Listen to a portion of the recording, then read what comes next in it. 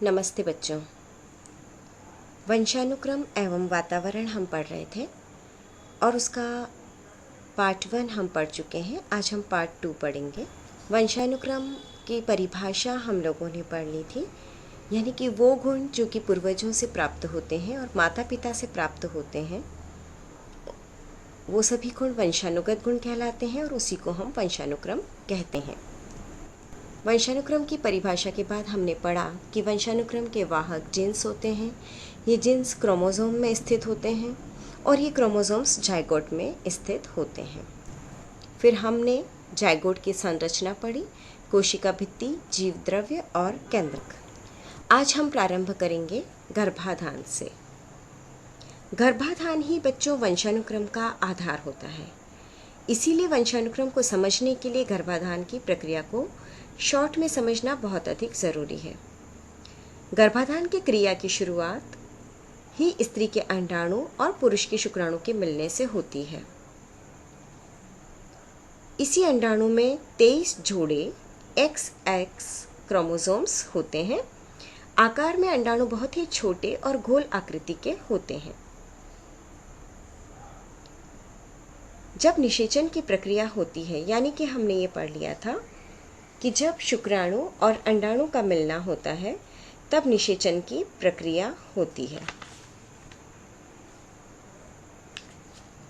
और शुक्राणुओं की गतिशीलता जो होती है वो बहुत ही तीव्र होती है। यदि अंडवाहिनी नलिका में पहले से ही अंडाणु उपस्थित होता है तो शुक्राणु उसके पास पहुंच जाता है और उस सुरक्षात्मक कवच को तोड़ देता है और अंदर प्रविष्ट करता है। शुक्राणु का सिर अंडाणु के केंद्रक के साथ मिल जाता है। इस क्रिया में उसकी पूंछ भी विच्छेदित हो जाती है और यहीं से एक नए जीव के विकास की शुरुआत हो जाती है और इसी को हम कहते हैं गर्भाधान। शुक्राणु द्वारा अंडाणु के विभेदन की जो क्रिया होती है बच्चों, उसे हम निषेचन कहते हैं और निषेचित अंडाणु को हम जायगोट कहते हैं। जायगोट की संरचना के बारे में मैं आपको पहले बता चुकी हूँ, पढ़ा चुकी हूँ। और ये जायगोट अंडवाहिनी नलिका द्वारा गर्भाशय में पहुँचता है और इस क्रिया में लगभग उसे 5 से 7 दिन का समय लगता है। गर्भाशय में पहुँचने के उपरांत निषेचित डिंब गर्भाशय के भीतर अंतः स्थापित हो जाता है और इसी को हम गर्भाधान या गर्भ ठहरना कहते हैं। निषेचित अंडाणु अत्यंत ही छोटा होता है, जिसका आकार ऑलपिन की नोक के समान होता है, बहुत ही छोटा आकार होता है। वही अब कोशिका विभाजन करता है और उसकी क्रिया से 9 महीने बाद एक शिशु के रूप में विकसित हो जाता है। तो बच्चों, ये हमने पढ़ी थी गर्भाधान की प्रक्रिया। अब हम बात करेंगे गर्भाधान द्वारा निर्धारित होने वाले तत्व। गर्भाधान जो प्रक्रिया होती है, ये गर्भावस्था की पहली सीढ़ी कहलाती है और गर्भाधान के समय 3 बातों का निर्धारण हो जाता है। पहली बात है आनुवंशिक गुणों का निर्धारण, दूसरा लिंग का निर्धारण और तीसरा बच्चों की संख्या का निर्धारण। सबसे पहले हम बात करते हैं आनुवंशिक गुणों का निर्धारण। आनुवंशिक गुणों का निर्धारण भी बच्चों गर्भाधान के समय ही हो जाता है। बाद में इसमें किसी भी प्रकार का परिवर्तन नहीं हो सकता, ना किया जा सकता है। हाँ, हम ये कह सकते हैं कि अगर अच्छा भोजन लिया जाए और अच्छा स्वास्थ्य रखा जाए तो इनके गुणों को और अधिक विकसित किया जा सकता है। जब गर्भाधान की प्रक्रिया होती है उसी समय माता के अंडाणु में 23 क्रोमोसोम्स और पिता के शुक्राणु से 23 क्रोमोसोम आकर के मिलते हैं। तो टोटल कितने हो गए? 46। तो ये जो 46 क्रोमोसोम्स बनते हैं, इनमें ही जीन्स उपस्थित होते हैं और यही जो जीन्स होते हैं माता पिता एवं पूर्वजों के विभिन्न गुणों का निर्धारण करते हैं। बालक में माता पिता के कौन कौन से गुण हस्तांतरित होंगे, वैसे तो बच्चे इसका पूर्वानुमान नहीं लगाया जा सकता है, क्योंकि यह सब एक मैटर ऑफ चांस कहलाता है या संयोग की स्थिति कहलाती है। इसीलिए गर्भाधान के समय ही शिशु के लिंग का निर्धारण भी हो जाता है और उसे परिवर्तित नहीं किया जा सकता है। माता पिता के जो क्रोमोसोम्स होते हैं और उनमें जो जीन्स होते हैं, अब उन जीन्स में क्या होता है, भिन्न भिन्न प्रकार से आपस में संयोजन होता है। और बच्चों, ये संयोजन का जो क्षेत्र होता है बहुत ही व्यापक और विस्तृत होता है, और माता एवं पिता में से किसी के भी जीन्स का कम या अधिक प्रभाव हो सकता है। यदि माता के जीन्स बालक में अधिक होंगे तो बालक का स्वभाव, रंग रूप, मुखाकृति, बालों का रंग, बुद्धि और कई विशेषताएं उसकी माता से मिलेगी। लेकिन अगर बालक में पिता के जीन्स अधिक होंगे तो बालक के लक्षण और अन्य विशेषताएं पिता से मेल खाते हुए होंगे। ये तो हमने बात की बच्चों आनुवंशिक गुणों के निर्धारण के बारे में। अब हम बात करते हैं लिंग के निर्धारण के बारे में। माता के गर्भ में जो शिशु पल रहा है बच्चों, वो लड़का है या लड़की, इसका निर्धारण कब हो जाता है? अभी मैंने आपको बताया था कि इसका निर्धारण गर्भाधान के समय ही हो जाता है। और बच्चों, सबसे इम्पोर्टेंट बात ये, कोई कितना भी प्रयास कर ले, लिंग का परिवर्तन नहीं किया जा सकता। जैसा कि बच्चों मैं आपको पहले समझा चुकी हूँ कि माता के अंडाणु में 23 जोड़े क्रोमोसोम्स होते हैं, और गर्भाधान के समय माता के अंडाणु तथा पिता के शुक्राणु से 23 क्रोमोसोम्स आकर के मिलते हैं और ये नए 23 जोड़े का निर्माण करते हैं। माता के अंडाणु में एक ही प्रकार के क्रोमोसोम्स होते हैं, जैसा कि मैंने आपको पहले बताया था, XX क्रोमोसोम्स कहते हैं, और पिता के शुक्राणु में XY क्रोमोसोम्स होते हैं। जब गर्भाधान होता है तो उस समय क्या होता है, यदि X क्रोमोसोम वाला शुक्राणु अंडाणु को निषेचित करता है तो X और X के मिलने से लड़की का जन्म होता है। और इसी प्रकार हम कह सकते हैं कि यदि गर्भाधान के समय Y क्रोमोसोम वाला शुक्राणु अंडाणु को निषेचित करता है तो XY के मिलने से लड़के का जन्म होता है। तो गर्भाधान के समय क्रोमोसोम्स का संयोजन किस प्रकार से होगा, यह बिल्कुल भी पहले से तय नहीं होता है। यह सिर्फ एक संयोग की बात होती है, और इसीलिए हम ये कह सकते हैं कि गर्भाधान के समय ही एक बार जो लिंग का निर्धारण हो जाता है वही जीवन पर्यंत बना रहता है। अब हम बात करते हैं बच्चों की संख्या के निर्धारण के बारे में। सामान्यतः एक गर्भ में एक ही शिशु का जन्म होता है, परंतु कभी कभी 2, 3, 4 या इससे अधिक शिशु का भी जन्म हो सकता है। 4 से अधिक बच्चों का जन्म तो बच्चों बहुत ही देखने सुनने में हमें कम मिलता है, लेकिन होता तो है। और इस प्रकार का 2 या 2 से अधिक जो शिशु का जन्म होता है उसे हम कहते हैं बहुजन्म या मल्टीपल बर्थ। जुड़वा बच्चे, ट्विंस वर्ड बच्चों आप लोगों ने सुना होगा। सामान्यतया क्या होता है बच्चों की अलग अलग प्रकार के अंडाणु, जैसे कि मासिक चक्र के जो 28 दिनों में स्त्री के अंडाशय से होता है, एक ही अंडाणु परिपक्व होकर के अंडवाहिनी नलिका में पहुंचता है। लेकिन कभी कभी इस प्राकृतिक प्रक्रिया के विरुद्ध भी 2 अंडाणु भी परिपक्व होकर के अंडवाहिनी नलिका में पहुंच जाते हैं। ऐसी स्थिति में 2 अलग अलग शुक्राणु से दोनों निषेचित हो जाते हैं, और दोनों के निषेचित होने से 2 अलग अलग जायगोट का निर्माण हो जाता है, और ये जायगोट 5 से 7 दिन में गर्भाशय में पहुंच जाते हैं और कोशिका विभाजन के द्वारा वृद्धि और विकास करते हैं। और जब गर्भकाल पूरा होता है तो 2 अलग अलग शिशुओं का जन्म होता है। इसे ही हम जुड़वा बच्चे कहते हैं। यहाँ पर मैं आपको एक थोड़ी सी जानकारी और दे दूं बच्चों। जुड़वा बच्चे जो होते हैं वो 2 प्रकार के होते हैं। एक तो होता है आइडेंटिकल ट्विंस, यानी कि समरूपी जुड़वा बच्चे। एक होते हैं नॉन आइडेंटिकल्स, यानी कि असमरूपी। जो समरूपी जुड़वा बच्चे होते हैं उनमें क्या होता है बच्चों कि इनका लिंग और अन्य वंशानुक्रम गुण एक ही जैसे होते हैं। ये बच्चे लड़के भी हो सकते हैं और लड़कियां भी हो सकती हैं।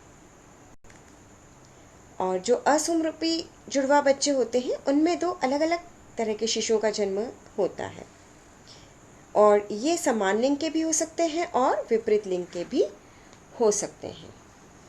तो बच्चों, ये हमने बात की कि गर्भाधान के बारे में और गर्भाधान के द्वारा कौन कौन से तत्व निर्धारित होते हैं उस बारे में। अब हम बच्चों बात करेंगे वातावरण के बारे में। वातावरण में बच्चों, वातावरण क्या होता है? हमारे चारों ओर जो कुछ भी बाहरी शक्तियाँ होती है, वही बाहरी शक्तियाँ वातावरण कहलाती है।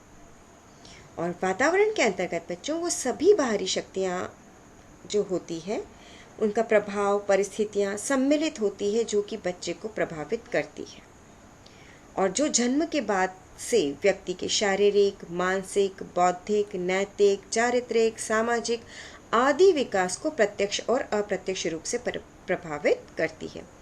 तो बच्चों, अगर हम इसे बहुत ही सरल शब्दों में समझना चाहें तो हम ये कह सकते हैं कि व्यक्ति के चारों ओर जो कुछ भी विद्यमान है, वही उसका वातावरण है। वातावरण को हम पर्यावरण भी कहते हैं, जो कि परि प्लस आवरण दो शब्दों से मिलकर के बना है। परि का अर्थ होता है बाहरी या चारों ओर, और आवरण का अर्थ होता है ढकना, यानी कि चारों ओर से जिस चीज से हम ढके हुए हैं वही हमारा वातावरण होता है। जिस वर्ड के अनुसार पर्यावरण वह कोई भी चीज है जो किसी एक वस्तु के चारों ओर से घिरे हुए है और उसे प्रत्यक्ष रूप से प्रभावित करती है। ठीक है, किसी भी चीज को, किसी भी वस्तु को चारों ओर से घेरना और उसे प्रत्यक्ष रूप से जो चीज प्रभावित करती है वही कहलाती है पर्यावरण। और वुडवर्ड ने जो डेफिनेशन दी है वो है कि आनुवांशिकता में भिन्न व्यक्ति समान तो बिल्कुल नहीं होते, परंतु समान कैसे बन सकते हैं? समान वातावरण उन्हें समान बना देता है। क्योंकि बच्चों, आनुवांशिकता के गुण तो जन्म से ही विद्यमान हो जाते हैं, लेकिन जन्म के बाद जो चीज़ व्यक्ति को उसके विकसित होने में प्रभावित करती है वो है वातावरण। ठीक है, तो वो चीज़ें भी उन्हें समान बना देती है जो कि आनुवांशिकता में समान नहीं होते हैं। तो बच्चों, हम कह सकते हैं कि वातावरण के अंतर्गत वे सभी वस्तुएं सम्मिलित होती है जिनमें व्यक्ति चारों ओर से घिरा हुआ होता है और उसके संपूर्ण जीवन को प्रत्यक्ष और अप्रत्यक्ष रूप से प्रभावित करता रहता है। यानी कि जो उसे चारों ओर से घेरे हुए तो है ही, साथ ही उसे प्रत्यक्ष और अप्रत्यक्ष रूप से जीवन पर्यंत प्रभावित करता है, उसे हम कहते हैं वातावरण। तो बच्चों, आपको वातावरण समझ में आ गया होगा। अब हम बात करते हैं वातावरण के प्रकार की। वातावरण कई प्रकार का होता है, जैसे कि भौतिक वातावरण। भौतिक वातावरण में क्या आता है बच्चों? भौतिक वातावरण के अंतर्गत वो सभी चीज़ें आती हैं जिन्हें कि हम देख सकते हैं, स्पर्श कर सकते हैं और जिन्हें मापा जा सकता है, जैसे कि जल, वायु, भोजन, स्वच्छता, मनोरंजन के साधन। ये सभी चीज़ें क्या है? हमारा भौतिक वातावरण। दूसरा है मनोवैज्ञानिक वातावरण। यानी कि मनोवैज्ञानिक वातावरण क्या है बच्चों? व्यक्ति के उन सभी मनोवैज्ञानिक दशाओं और परिस्थितियों से हम इसका अभिप्राय निकाल सकते हैं जो कि व्यक्ति की मानसिक दशा एवं उसके सोच को या तो पॉजिटिव बनाती है या नेगेटिव, यानी कि या तो अनुकूल बनाती है या फिर प्रतिकूल बनाती है, उसे हम मनोवैज्ञानिक वातावरण कहते हैं। इससे उसका मानसिक, बौद्धिक और नैतिक क्षमता का विकास प्रभावित होता है। तो बच्चों, जैसा मनोवैज्ञानिक वातावरण व्यक्ति को मिलता है उसी प्रकार का व्यक्ति होता है। एक तीव्र बुद्धि का बालक है, लेकिन उसको अगर अनुपयुक्त वातावरण दे दिया तो उसका विकास उतना नहीं हो पाएगा, हीन भावना से ग्रस्त हो सकता है और कई बार वो इस प्रकार की परिस्थिति में गलत रास्ते पर चल सकता है और अपराधी भी बन सकता है। एक है बच्चों जन्म से पूर्व का वातावरण। ये वातावरण वो वातावरण होता है जो कि गर्भावस्था के दौरान गर्भवती माता को मिलता है, यानी कि संतुलित और पौष्टिक आहार कैसा दिया या नहीं दिया, किस प्रकार का वातावरण चारों तरफ रहा, संपूर्ण गर्भकाल में संवेगात्मक रूप से स्वस्थ रही या अस्वस्थ रही, इन सभी चीज़ों का प्रभाव बच्चे पर पड़ता है। तो इसको हम कहते हैं जन्मपूर्ण वातावरण। अब है जन्म के बाद का वातावरण। जन्म के बाद की परिस्थितियाँ कैसी है और वातावरण कैसा है, जो कि माता के गर्भ से बिल्कुल अलग होता है, और यहाँ उसे कई प्रकार की चीज़ें प्रभावित भी करती है। तो ये जो डिफरेंट वातावरण होता है, इस वातावरण में बच्चे को अपने आप को समायोजित करना पड़ता है। बच्चा अपने आप को समायोजित करता है, और कितना समायोजित कर पाता है नए इस वातावरण में, यही वो वातावरण होता है जो कि जन्म के बाद उसे विकसित करता है। अब हम बात करते हैं परिवार के आंतरिक वातावरण की। परिवार के अंदर का वातावरण, परिवार में जो सदस्य हैं उनके बीच में आपस का वातावरण कैसा है, यानी कि परिवार के अंदर माता पिता कैसे हैं, शिक्षित, चरित्रवान, कुशल, योग्य हैं, तो निश्चित ही बालक की परवरिश भी बहुत अच्छी होगी और सर्वांगीण विकास भी होगा। परिवार की संरचना कैसी है, परिवार संयुक्त है, परिवार एकांकी है, इस बात का भी बालक के विकास पर बहुत प्रभाव पड़ता है कि बालक कितने लोगों के साथ मिलजुल करके बड़ा हो रहा है।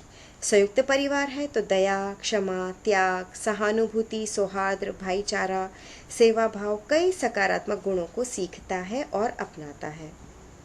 लेकिन एकांकी परिवार में क्या होता है बच्चों, कि वो सिर्फ अपने माता पिता और भाई बहन के साथ रहता है, तो वहाँ का वातावरण बिल्कुल अलग होता है।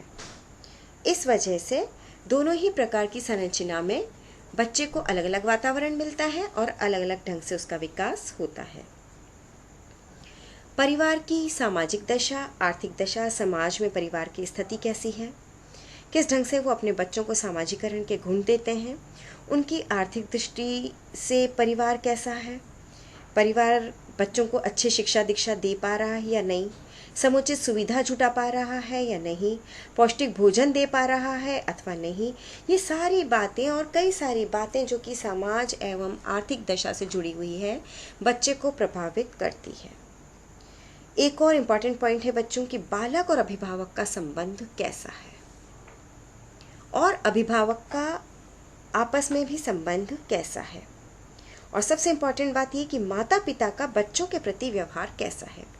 कुछ माता पिता होते हैं बच्चों जो बहुत ही कठोर होते हैं और बहुत कठोरता से उन पर नियंत्रण रखते हैं, बच्चों को बिल्कुल भी स्वतंत्रता नहीं देते हैं। तो कठोर अनुशासन में कई बार बच्चे कुंठित भी हो जाते हैं और हीन भावना का शिकार भी बनते हैं। कई बार ऐसे माता पिता होते हैं जो कि बच्चों को बराबर तिरस्कृत करते रहते हैं, मारते पीटते हैं, छोटी छोटी गलती पर डांटते रहते हैं और कठोर दंड देते हैं। तो कई बार बच्चा आक्रामक, कठोर और विरोधी प्रवृत्ति का हो जाता है। कुछ माता पिता ऐसे होते हैं जो कि अति सतर्क होते हैं बच्चों, जो कि हर एक छोटी बात के लिए चिंतित रहते हैं और उनकी एक्स्ट्रा केयर करते हैं। ऐसे में क्या होता है कि बच्चे का आत्मविश्वास नहीं पनप पाता है। कुछ माता पिता पक्षपाती होते हैं जो कि अपने सभी बालकों में एक सा व्यवहार नहीं करते हैं, एक को ज़्यादा प्यार करेंगे, एक को अधिक सुख सुविधाएं देंगे तो दूसरे को कम देंगे। तो इससे भी बच्चों में अलग अलग प्रकार के वातावरण के कारण अलग अलग चीज़ों का विकास हो जाता है। और सामान्य माता पिता सबसे अच्छे माता पिता होते हैं जो कि बालकों में एक समान प्रकार के व्यवहार करते हैं। न तो वो कठोर होते हैं, ना वो बहुत अधिक नरम होते हैं, ना वो बहुत अधिक तिरस्कृत करने वाले होते हैं, ना ही ऐसे होते हैं कि हर बात पर उन्हें प्यार करें, ना ही पक्षपाती होते हैं। तो सामान्य माता पिता होते हैं। लेकिन कुछ माता पिता बच्चों ऐसे भी होते हैं जो कि लापरवाह होते हैं, उचित दिशा निर्देश नहीं दे पाते हैं, जिस वजह से कि बच्चा बिगड़ जाता है और सही दिशा निर्देश के अभाव में उद्दंड हो जाता है, आत्मविश्वास नहीं पनप पाता और सही ढंग से सामाजिक समायोजन नहीं कर पाता है।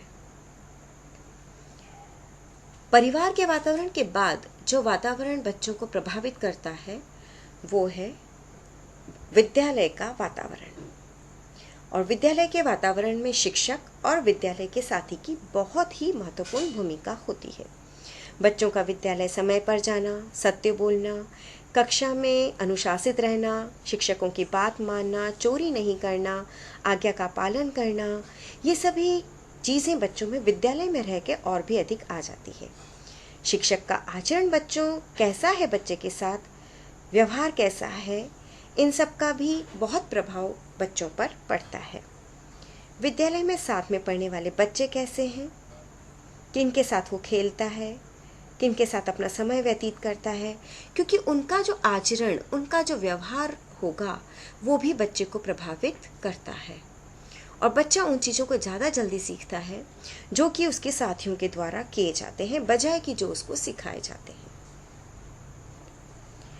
सांस्कृतिक वातावरण भी बच्चे को बहुत गहराई से प्रभावित करता है।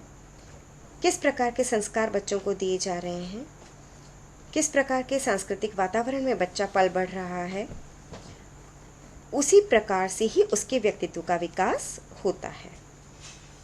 और एक बार जिस संस्कृति और जो संस्कार बच्चे के अंदर पड़ जाते हैं ना बच्चों, वो जीवन पर्यंत बने रहते हैं और वो हमेशा उसके परिवार को परिलक्षित करते हैं। और है सामाजिक वातावरण। बालक के विकास को बहुत ही महत्वपूर्ण जो वातावरण प्रभावित करता है वो है सामाजिक वातावरण। समाज में रह कर के समाज के जो रीति रिवाज हैं, जो समाज के दर्शन हैं, मूल्य हैं, सामाजिक नियम हैं, उनको कितना मानता है बच्चा और कितना अपनाता है अपने जीवन में, ये बहुत ही महत्वपूर्ण होता है। कितना वो सामाजिक नियमों का परिवहन और निर्वहन करता है और फिर उसको हस्तांतरित भी करता है। समाज में समय समय पर होने वाले उत्सवों, पर्वों, त्योहारों आदि में अगर बालक भाग लेता है तो भाग लेने से क्या होता है, उसमें सामाजिकता का विकास होता है और बच्चा पूर्ण रूप से सही ढंग से विकसित होता है। बच्चों, हमने वंशानुक्रम और वातावरण के बारे में पढ़ा। वंशानुक्रम वो गुण होते हैं जो कि बच्चे को अपने माता पिता से और पूर्वजों से जन्म लेने से 9 महीने पहले ही प्राप्त हो जाते हैं, यानी कि गर्भाधान के समय ही विद्यमान होते हैं। और वातावरण वो है जो कि बच्चे को जन्म लेने के बाद प्रभावित करता है। हाँ, जन्म लेने से पहले माता के आसपास का वातावरण बच्चे को प्रभावित करता है, लेकिन जन्म लेने के बाद जो चीज़ बच्चे को विकसित करती है और उसको विकसित होने में मदद करती है वो होती है वातावरण। तो हमने ये वंशानुक्रम और वातावरण के बारे में समझा। धन्यवाद।